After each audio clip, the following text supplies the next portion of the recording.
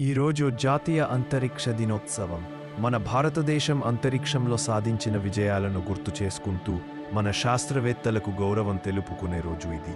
విక్రమ్ సారాభాయి వంటి మహానుభావులు మనకు దారిని చూపించారు. 1500 ఏళ్ల క్రితమే ఆర్యభటుడు నక్షత్రాలు, గ్రహాలు, సూర్యుడు, చంద్రుడు గురించి పరిశోధనలు చేశాడు. ఆయన గణిత శాస్త్రంలో, ఖగోళ శాస్త్రంలో చేసిన కృషి మనకు ప్రేరణ. ఆకాశాన్ని చూసి కలలు కనడం అంటే ఏమిటో ఆయననే మనకు నేర్పించారు.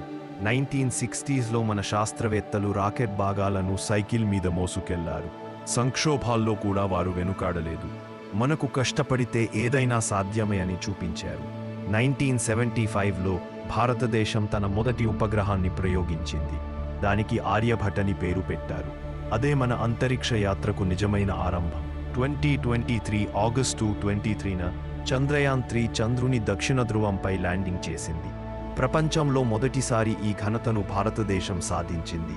ఆ రోజు నుంచి ఈ రోజును జాతీయ అంతరిక్ష దినోత్సవంగా జరుపుకుంటున్నాం. ఒకరోజు వ్యోమగాముల కావచ్చు, ఆకాశం వరకు కాదు, నక్షత్రాల వరకు ప్రయాణించవచ్చు. పెద్ద కలలు కండడం, వాటిని సాధించడానికి కష్టపడడం మన బలము. భారతదేశం గగనయాన్ మిషన్ కోసం సిద్ధమవుతుంది.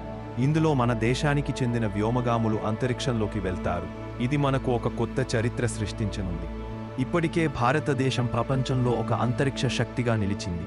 ఉపగ్రహాలు, రాకెట్లు, అంతరిక్ష పరిశోధనలు, అన్ని రంగాల్లో ముందంజలో ఉన్నాం. భారతీయ శాస్త్రవేత్తలు ప్రపంచానికి మార్గదర్శకులుగా ఉన్నారు. ఈరోజు చిన్నారులమైన మనమే రేపటి శాస్త్రవేత్తలు.